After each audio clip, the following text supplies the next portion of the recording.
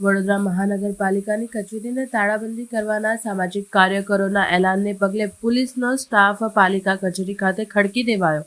છેલ્લા 4 દિવસથી વડોદરા મહાનગરપાલિકા કચેરી ખાતે સામાજિક કાર્યકર તથા આમ આદમી પાર્ટી દ્વારા વડોદરાના મેયર સહિતના પદાધિકારીઓ સામે રાજીનામા અને તેઓને દરખાસ્ત કરવાની માંગ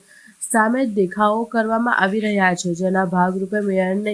નેમ પ્લેટ તોડી શાહીથી મેયરની કચેરીના દરવાજાને રંગી મેયરને પનોતી ગણાવી રાજીનામું માંગવામાં આવ્યું હતું અને હવે છેલ્લા 2 દિવસથી સામાજિક કાર્યકરો દ્વારા વડોદરામાં ખાડાવાળા રોડ રસ્તાઓ ખાડાને કારણે એકનું મોત, ગંદા પીવા પાણીના મુદ્દે તેમજ વિશ્વામિત્રી પ્રોજેક્ટની કામગીરીના ભ્રષ્ટાચારના આક્ષેપો સાથે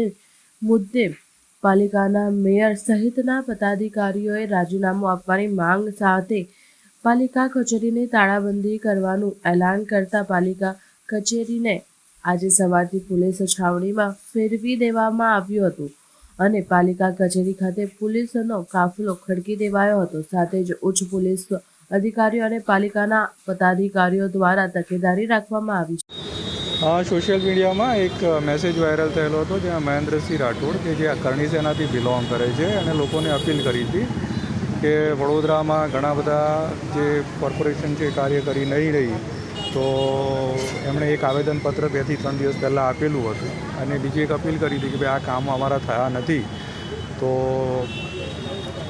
4/7/2025ના 11 વાગ્યે જઈને કોર્પોરેશનની ઓફિસમાં મેયર સાહેબના જે ઓફિસ છે એમાં તાળાબંધી કરીશું, એવો એક મેસેજ વાયરલ થયેલો હતો અને એવો કોઈ અનિચ્છનીય ન બનાવ બને એના અનુસંધાનમાં આજે અહીંયા નવાપુરા પોલીસ સ્ટેશનથી બંદોબસ્ત રાખવામાં આવેલ છે।